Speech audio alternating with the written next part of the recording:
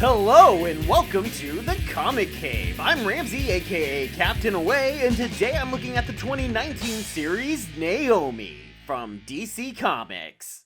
In 2000, Marvel introduced the brand new Ultimate Universe. That may sound like a weird place to start, but give me just one moment, I'm going somewhere with this. The Ultimate Universe, which was spearheaded largely by Brian Michael Bendis, primarily retold and reimagined classic Marvel stories and characters for a new generation. As time went on, doing that involved moving further and further away from straight retelling to inventing things that were new and different altogether. That was perhaps best embodied in the creation of the second Ultimate Spider-Man, Miles Morales. Created by Bendis and artist Sarah Pichelli, Miles immediately struck a chord with fans. So much so that he would be pretty much the only character to survive the destruction of the Ultimate Comics universe and be moved into the mainstream Marvel continuity, where he would continue to grow in popularity until he even starred in his own very successful animated movie. Then in 2018, Bendis moved from working solely for Marvel to working solely for DC, where he would put his personal touch on various characters, and perhaps not surprisingly at all, it wouldn't be long before he seemed to be trying to repeat the success he had with Miles by creating another new character in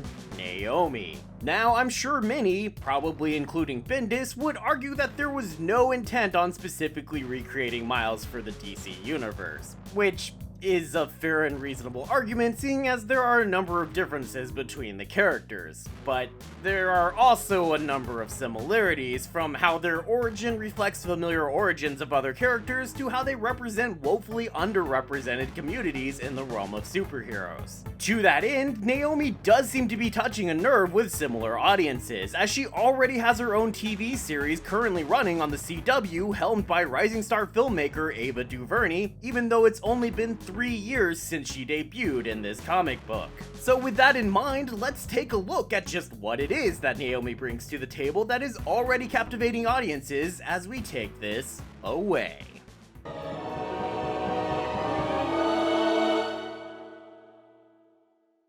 The comic opens on Superman fighting Mongol for basically 4 pages or 2 double-page spreads, or essentially about 3 whole panels. And that's pretty much all the action you're going to get in this series. And you should be happy to get even that much. The great Bendis didn't have to grace your petty little universe. He could have gone anywhere and done anything. He chose to come here and give you 3 gracious panels of high-flying Superman action before disappearing back into the heavens from which he came.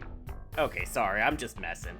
As I understand, Bendis isn't anything like that, and besides, I didn't mention, but he's actually co-writing this story with David Walker, an old friend of his, and I can also add that the art is done by Jamal Campbell, and it's absolutely flippin' phenomenal. I mean, just look at this shit. It's gorgeous. I mean, this is why I want more action, because it just looks so dang good.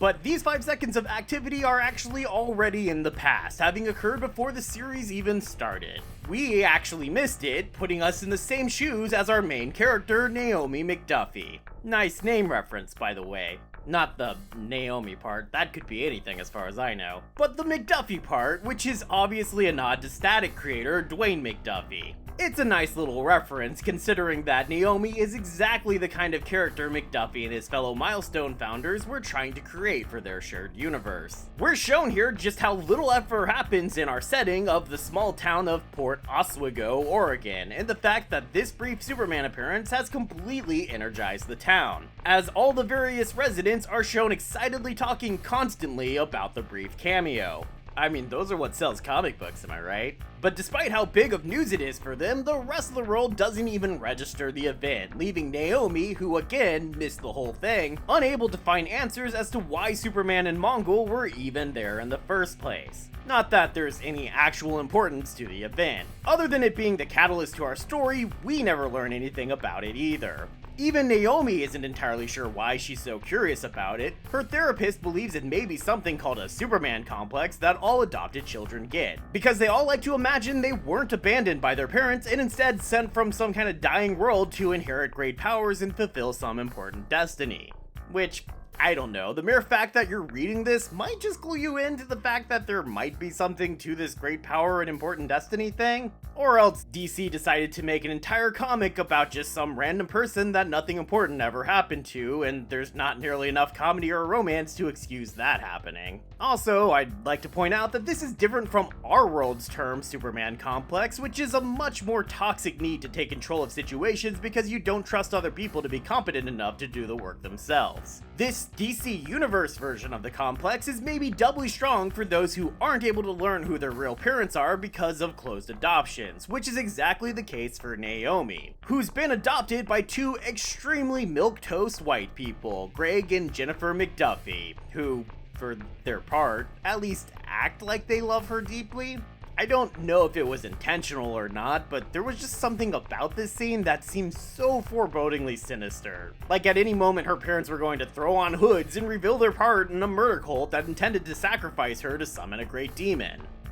Maybe I've been watching too many horror movies. Anyway, Naomi can't help but dive even further into the notion that this Superman cameo had some great cosmic importance when she learns that the last time anything happened in any way like this was when she and her nameless fellow teenagers were babies. In other words, about the time that Naomi was adopted. But as none of her fellow teenagers know anything about the event, which isn't surprising seeing as most of them aren't even important enough to get names, so how dare they try to move plot along, Naomi is forced to ask around town about this supposed superhero event, which she does in a panel layout that seems to be an homage to other Bendis comics, as this multi-panel flow of characters being interviewed is something I've seen him use a lot, particularly in his creator-owned series Powers, where it was somewhat of a running theme. But the only person who seems like he might actually know something is the town mechanic, D, who is obviously just a regular person and not some crazy superpowered space alien, because it's totally normal for white dudes to be like 8 feet tall and weigh about 400 pounds in pure muscle.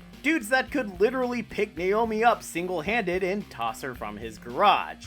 Which is exactly what he does when she starts asking him questions about the event that he doesn't want to answer. He does let us know that this was 17 years ago on the day Naomi was adopted, a day he knows the specific date of for some reason, and that he wasn't there. But as Naomi gets more and more frantic for answers, he becomes clearly more and more desperate to escape the conversation. So he throws her out the front and escapes out the back. Which was totally not weird or suspicious at all, and so Naomi totally doesn't wait until night when the building is closed before breaking in to look for answers. Except that she does do that, obviously, which is what you're seeing here. And what she finds is a picture of Dee as a young man with a young black woman looking a bit like they're on the cover of a romance novel, and so immediately assumes that they are her real parents. Dee seemed to suspect she would try exactly this though, and he's there to intercept her and explain that this isn't the case at all. Turns out both he and the woman in the picture, Kayla, I guess, were once Thanagarian warriors. As in, you know, Hawkman and Hawkgirl. But they committed the ultimate crime of falling in love and became disenchanted with war, so they fled from battle to a place called Gymworld. You might, but probably don't, recognize Gymworld from the classic series Amethyst, Princess of Gymworld. It was sorta like She-Ra, or Rainbow Bright, only predating either of those things. It's a series Bendis seems to have wanted to bring back to the forefront of the DC universe, what with the way he included Amethyst in his Reborn Young Justice title. Conveniently also coming out at the same time, in case you wanted to buy that as well. You know, just saying. But it's also a fitting reference to make, as Amethyst was an orphan living on Earth until the day she discovered she was actually the long-lost princess of Gymworld and returned to her homeland to reclaim her birthright and become a superhero. It's almost like Bendis is drawing a connection here between Naomi and other characters. Do you see it? Do you see it yet? Are you sensing some kind of continuous theme appearing here? Yeah, me neither. Dee and Kiela had hoped to come to Earth from Gymworld to live in exile there, but Kiela was apparently killed before they could make their way through the portal, and Dee was stranded on Earth alone. So, I'm not sure when they took that photograph together, but I'm sure it's not important. It was only the MacGuffin that kicked off this whole side plot, not like it was anything consequential or anything. Especially since this means Kayla is, in fact, not Naomi's mom. Because on second thought, maybe it was weird of you to just immediately assume the first picture of a black woman you came across was your mother, Naomi. But then again, seeing how your hometown seems to be almost depressingly, monotonically white, I guess I kinda get where you're coming from. Naomi's adoptive mother shows up to slap the shit out of Dee for talking to her daughter without her permission. Secretly. At night. In a locked garage. Yeah, okay, fair point, Jennifer. That is weird. But then her parents respond by driving her out into the woods in the middle of the night without really saying much anything at all to her during the drive. Yeah, I'm getting those freaky murder cult vibes again. Is it just me? Really? But it's all okay, I guess, because as it turns out, they didn't bring her out here to murder her. They brought her out here so her dad could show her his spaceship.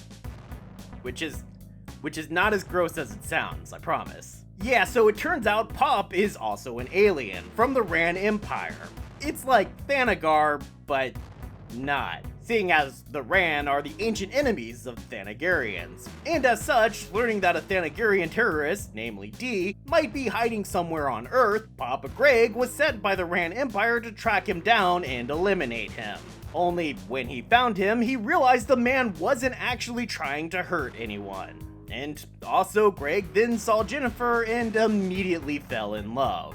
They weren't able to conceive though, since Greg wasn't exactly human, and they also couldn't adopt because he didn't have an explainable background for the background checks that would be involved in adopting a child. So that brings us to Naomi. Getting a weird signal from some device he'd been keeping from his old life, Greg goes to check out the source of the signal. Dee also shows up for the same reason, and while they're standing in the middle of an empty football field in the middle of the night, a portal suddenly opens and a woman holding a baby pops out, followed by some other folk who all seem to be trying to kill that first woman. Greg and Dee immediately leap to the woman's defense, forcing the others back through the portal, but the woman dies and leaves behind the baby, which Greg immediately decides to adopt. So, I'm not sure how that one kid knew anything about this happening, seeing as there was literally no one around and nobody saw this and it was the middle of the night and nothing even really happened or came of it. But I'm sure it's not important. It was only the MacGuffin that kicked off the whole main plot. It's not like it has anything consequential or anything. It's not like this entire comic so far has been about one random girl in some random small town in some random place in the United States, wandering around investigating some random thing that some random kid told her for absolutely no reason. Or maybe that's exactly what this comic has been? Oh well. Also, Dee clearly was there, so, basically everything we've learned leading up to this point has been either intentional misdirection, a lie, or just flat out wrong. I guess you decide which? Anyway, now that we've somewhat randomly determined her to be old enough, Pops gives her a box that was also brought with her to Earth. And that box contains the memories of her mother, as we finally have revealed to us the true history of Naomi. It seems Naomi comes from a milestone-like world, where a single event brought on by climate change destroying the ozone layer suddenly awoke mutant powers in 29 people across the world. Well, can't call them mutant powers, because that would be too much like something from another company that we're not going to talk about here, obviously. So let's call them something like, I don't know, quirks. Anyway, this erupted a war between the various superpowered people, with the worst of them this dude who doesn't at all look like Holocaust, named Zumbato, becoming a dictator that split the entire world apart politically between those who followed him and those who didn't. Naomi's parents, as you probably guessed, didn't follow him, and lived in the half of the world holding a tentative peace against Zumbato's half. But then Naomi was born, the first to be born to the new powered people. Zumbato couldn't stand it and attacked. Luckily, another of the special people, a woman named Akira, had developed technology that allowed Naomi and her mother to escape to Earth. Only Zumbato's troops were able to follow just enough to ensure her death. Knowing about her past now, Naomi is also able to make use of her powers, as she of course inherited vague, unspecified powers from her parents. But no sooner does she use them than another portal opens up and a giant man steps through. He claims to have been sent by Akira and invites Naomi to her homeworld. But once there, he reveals himself to be Zumbado, cause duh, and he and Naomi fight. She's saved from the megalomaniac by the appearance of Akira, who tries to send her back home, warning her to never return to her homeworld. Zumbado attempts to follow Naomi through the portal, but she shoryukens him so hard that he flies back through the portal and vanishes, unable to even return for some completely undefined reason. And then that's it. That's the entire comic. So, why it hardly feels like it actually ends there, I guess that leaves us with nothing to do but get to the breakdown.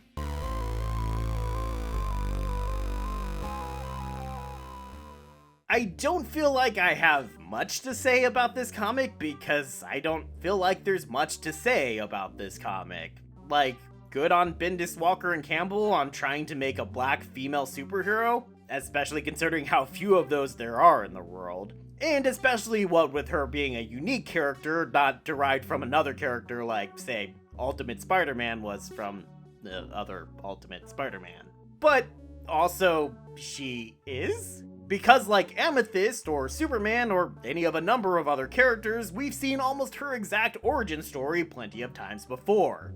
I mean, it's not even unique in her own origin comic, as her past story almost directly reflects the past of both Dee and Greg. It kind of feels like they wrote one story and tried to pass it off as 3 stories. And I guess that's sort of the theme of this series, that history tends to repeat itself with slight variations, creating ultimately different results. But is that a theme that we want to have for this comic? That even when designed to be unique, we can't really be unique because in the end we'll just be a funhouse mirror reflection of someone who came before us? That all might be okay if the comic was more interesting overall, but nothing really happens or is developed here. Despite spending 6 issues literally just developing who Naomi is and nothing else, we actually barely learn anything about who Naomi is. We only really meet about one friend, Anna, and we barely learn her name, let alone anything actually about her. And what are Naomi's likes and interests other than maybe being super curious about superhero stuff? It feels a lot like they were afraid to develop her character because that might limit her appeal and prevent people from writing their own personalities onto her. But what that leaves us with is this supposedly very important character with an important destiny who feels two-dimensional and underdeveloped. So what that means for me, and this video I guess, is that I'm giving this series a recommendation level of medium. It's really not a bad comic and the art is seriously gorgeous, but I can only hope that the TV show does more with the character because, honestly, not much is happening here. The collected edition gets 1. Romance novel cover photo. There's nothing wrong with it, but it's not amazing. It's just fine. It's a 6-issue series with a nice little afterword from Bendis about the development and some great concept and bonus art from Campbell, so I may not be super impressed, but it could easily be worse.